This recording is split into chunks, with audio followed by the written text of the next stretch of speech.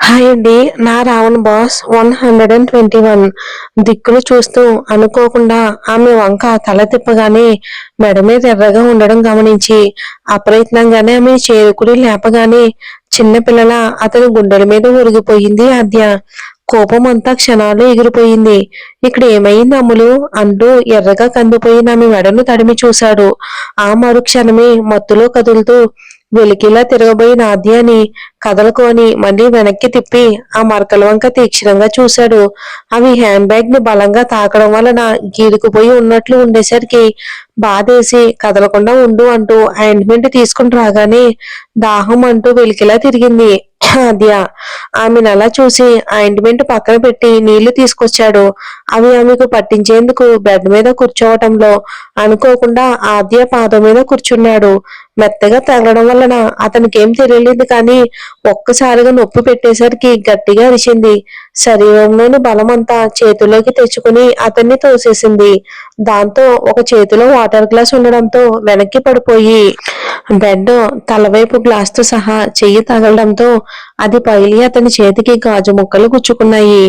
దాంతో అరిచి నెమ్మదిగా బెడ్ మీద నుండి దిగుతూ ఉండగానే ఆద్య అటువైపుగా కదలడం గమనించి ఏ ఆగు, గాజు ముక్కలు గుచ్చుకుంటాయని ఆమెను ఆపి రక్తం కారుతున్న చేతిని నొప్పితో గట్టిగా విదిలించాడు. చిన్న రక్తం చుక్క బొగ్గ మీద పడగానే అరమోడుపు కళ్ళను కాస్త పెద్దగా తెరిచి అయ్యో నీకు దెబ్బ తగిలింది అని అంది ఆద్య ముద్దు ముద్దుగా. ఆమెను చూసి ఆ గాజు ముక్కలను మరింత దూరం జరిపి ఆ తగిలింది. నీ వల్ల తగిలిన దెబ్బల్లో ఇదేం పెద్దదేం కాదు. కానీ నువ్విక్కడే కిక్కురుమనకుండా పడుకో. నేను ఇప్పుడే వస్తానని ఫస్ట్ ఎయిడ్ బాక్స్ తీసి మందు పూసుకుని కష్టం మీద ఒక చేత్తోనే బ్లడ్ రాకుండా స్టిక్కర్ వేసుకున్నాడు. అదంతా చిన్నగా కళ్ళు తెరిచి చూస్తూ ఉండిపోయింది ఆద్య. ఆమెను అలా చూసి ఎందుకే అలా చూస్తున్నావు అంటూ దగ్గరకొచ్చాడు. అంత మత్తులోనూ కళ్ళు పెద్దవి చేయటానికి ప్రయత్నిస్తూ వేనా నువ్వేరా అని అంది. ఆమె మాటలకు నవ్వుతూ గాజు ముక్కలను నెమ్మదిగా తీసి డస్ట్ బిన్ లో పడేసి నొప్పిని గాలి కొదిలి ఆయింట్మెంట్ తీస్తూ ఆమెను దగ్గరికి లాక్కున్నాడు. విసురుగా అతని గుండెల మీద పడిపోయింది. అని ఏడుపు ముఖం పెడుతూ పోరా నన్ను వదులు అంది అస్పష్టంగా. దాంతో పళ్ళు కొరికి చిన్నగా ఆయింట్మెంట్ రాస్తూ ఉండగానే అతన్ని తోసే ప్రయత్నం చేసింది ఆద్య. దాంతో ఆమెను గట్టిగా అదిమి పట్టుకుని ఏంటే ఎక్కువ చేస్తున్నావు, నేనేమైనా చేస్తున్నానా అన్నాడు కోపంగా. ఆమె తిరిగి మాట్లాడకపోయేసరికి ఆమె బొగ్గలని చేత్తో అదిమి ముఖంలోకి చూస్తూ ప్రపంచం అంతా ప్రత్యేకంగా చూసినా ప్రేమించిన వాళ్ళు మాత్రం అసహ్యంగా చూస్తే ఉండే నొప్పి నీకు తెలియదే అని అంటూ ఉండగానే అతని కళ్ళు చెమచ్చగా కళ్ళని పెద్దవి చేసింది తను. ఏంటే అలా చూస్తున్నావు అని భావాలు బయటపడకుండా కళ్ళను బొటని వేళ్లతో ఒత్తుకుని పద నిన్ను ముందు నీ ఫ్లాట్ లో పడేసేస్తా దా అంటూ ఆమె రెక్క అందుకుని లేపుతూ అయోమయంగా చూస్తున్న ఆమె ముఖం వంక చూసి వదలాలి అనిపించగా వద్దులే ఈ రాత్రంతా నాతోనే ఉండు అంటూ ఆమెను బెడ్ మీద వదిలిపెట్టగా గాఢంగా ఊపిరి వదిలి చిన్నగా నవ్వింది తను. ఆమె నవ్వుని చూసి అతని పెదవులు విచ్చుకోగా ఆమె పక్కనే కూర్చుని నా చిట్టి రాక్షసి అంటూ ఆమెను హత్తుకుని గుండెల మీద పడుకోబెట్టుకున్నాడు. ఆ రాత్రంతా ఆమెను చూస్తూ గడిపేసి తెల్లవారుతూ ఉండగానే ఆమెను ఒక ఫ్లాట్ లోకి దింపేశాడు. అదంతా వింటూనే అతని వైపు చూస్తూ ఉండిపోయింది తను. ఏంటలా చూస్తున్నావు అని అడిగాడు ఆకాష్. నేనంటే నీకు చాలా ఇష్టం కదా అని అడిగింది. ఆమె ఎందుకలా అడుగుతుందో అర్థం కాక అంత సూటిగా అడిగేసరికి సహజంగా చెప్పలేక మొహమాటంగా ఏటో చూశాడు. చిన్నగా నవ్వి నేనంటే నీకు చచ్చేంత ఇష్టం. ఒంటరిగా మత్తుగా 2 సార్లు నీ కౌగిట్లో ఉన్నాను. అదీ కాక పృథ్వీ వల్ల భయపడి నీ దగ్గరికి పరిగెత్తుకుంటూ వచ్చి ఒక రాత్రంతా ఒకే దుప్పటి కింద నిన్ను హత్తుకుని పడుకున్నాను. అయినా సరే నన్నేం చేయకుండా ఎలా ఉండగలిగావు అడిగింది ఆద్య అతని గుండెల మీదున్న తలను మరింతగా ఎత్తి కళ్ళల్లోకి చూస్తూ. సమాధానం తనకి తెలియంది కాదు కానీ అతని నోటి నుండి వినాలని ఆరాటం. ఆమె మాటలతో చిన్నగా నవ్వి ప్రేమించాను గనక చేయలేకపోయాను. మన మధ్య ఏం జరిగినా అది నీ ఇష్ట ప్రకారం జరగాలి. నా ప్రేమ ప్రపంచం జీవితం అన్నీ నువ్వే అనుకున్నప్పుడు నీ నిర్ణయమే తుది నిర్ణయం అని అనేసి గుండెల మీద ఒరిగిన ఆమె తలని తన వైపుకు తిప్పుకుని పెదవుల దగ్గరికి తన పెదవులను తెచ్చి ఆమె కళ్ళల్లోకి చూస్తూ నువ్వు మత్తులో ఉన్నా సరే అన్నాడు. పెదవంచిన తాకిన అతని వెచ్చని ఊపిరి మనసులో జ్వాలను సృష్టిస్తూ ఉంటే బిగుసుకుపోయిన ఆమె వంక చూసి గాఢంగా నిట్టూర్చి, అయినా పెళ్ళయ్యాకే ఆగగలిగిన వాణ్ణి. నీకు ఇష్టం లేదంటే పెళ్లికి ముందు మాత్రం ఎలా తొందరపడతా అని అనేసి ఆమె వంక చూడగా నెమ్మదిగా తలెత్తి, మరి ఇప్పుడు కూడా నేను వద్దంటే అని అడిగింది. ఆమె మాటతో కనుబొమ్మలు ఎగరేసి కళ్ళు చిన్నవిగా చేస్తూ నడుము మడతల మీదుగా వేలు పోనిచ్చి గట్టిగా అదుముతూ, ఇప్పుడు నువ్వు వద్దన్నా వినేదే లేదు అనగానే ఆశ్చర్యంగా చూస్తున్న ఆమె వంక చూసి, ఎందుకంటే నాకు తెలిసిపోయిందిగా నీకు నేనంటే చచ్చేంత ఇష్టమని అంటూ ఆమె సమాధానం ఇవ్వకముందే ఆమె పెదవులకు తన పెదవులతో తాళం వేశాడు. ఆ చుంబనంలోనే అతని చేష్టలకు అదరాలు విచ్చుకోగా మాధుర్యాన్ని అనుభవించడానికి అతనికి సహకరించింది ఆద్య. చూస్తూ ఉండగానే రోజులు కూడా గడిచిపోయాయి. ఆద్య ఆకాష్లు యుఎస్ఏకొచ్చి 6 నెలలు అవుతూ ఉండడంతో బెంగ పెట్టుకున్న శాంతి చంద్రశేఖర్ గారు వచ్చి పొమ్మని కబురు పెట్టడం వలన ఆ రోజు ఇండియాకి ప్రయాణం పెట్టుకున్నారు ఇద్దరు. అదే రోజు వినయ్ని వాళ్ళ ఇంట్లో వాళ్ళ ముందు ప్రవేశపెట్టడానికి ప్యారిస్ నుండి యుఎస్ఏకి తీసుకొచ్చింది నైనా. నైనా వాళ్ళ నాన్న గౌరవ్ చాలా ఆస్తిపరుడు. తరతరాలుగా ఆయన తానుగా సంపాదించుకున్నది ఏమీ లేకపోయినా తాత ముత్తాతల నుండి వస్తున్న ఆస్తులను కాపాడుకోవటంలో మాత్రం సిద్ధాస్తులు. ఎప్పుడూ చలాకీగా ఉండే మనిషి. ఆస్తి ఉందన్న గర్వం గాని పొగరు గాని ఏమాత్రం ఉండవు. నలిని మధ్య తరగతి అమ్మాయే. గౌరవ్ని ప్రేమించి పెళ్లి చేసుకున్నాడు. ఆయన ఆస్తిపరుడు కనుక నలిని వాళ్ళు కులమత పట్టింపులు లేకుండా పెళ్లి చేసేశారు. నళినికి మాత్రం కాస్త హెచ్చు తగ్గులు తూకం వేయటం అలవాటు అన్నమాట. సహజంగానే నైనా పోలికలన్నీ గౌరవ్ గారివి కావటంతో ఆయన చలాకీతనం అంతా నైనాకి వచ్చేసింది. నైనా తల్లి కంటే ఆయనకే ఎక్కువ దగ్గర.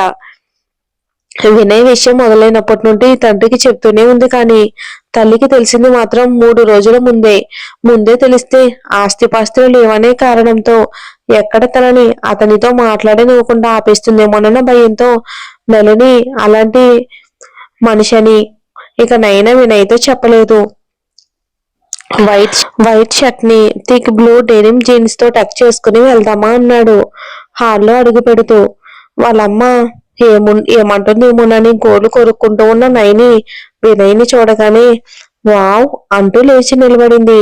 ఆమెను అలా చూసి అంత బాగున్నానా అంటూ స్లీవ్స్ పైకి అంటూ ఉండగానే అతని దగ్గరికి వేగంగా వెళ్లి ముఖంలో ముఖం పెట్టి పెదవులను అతనికి ఎడ్డానికి ఆనిస్తూ ఎంత బాగున్నావో చెప్పమంటావా అని అడిగింది మత్తుగా. ఆమెను అలా చూసి నుదుటి మీద ముద్దు పెట్టి, ఇప్పుడు ఇలా చేయకే బాబు, లిప్స్టిక్ మరకలు పడతాయి అన్నాడు ఆమెను దూరం జరుగుతూ. దాంతో మరింతగా అతనికి అతుక్కుపోయి, ఏ మరకలు పడితే ఏమవుతుంది, నా ముద్దు కంటే ఎక్కువ అని అతని పెదవుల మీద టక్కున ముద్దు పెట్టేసింది.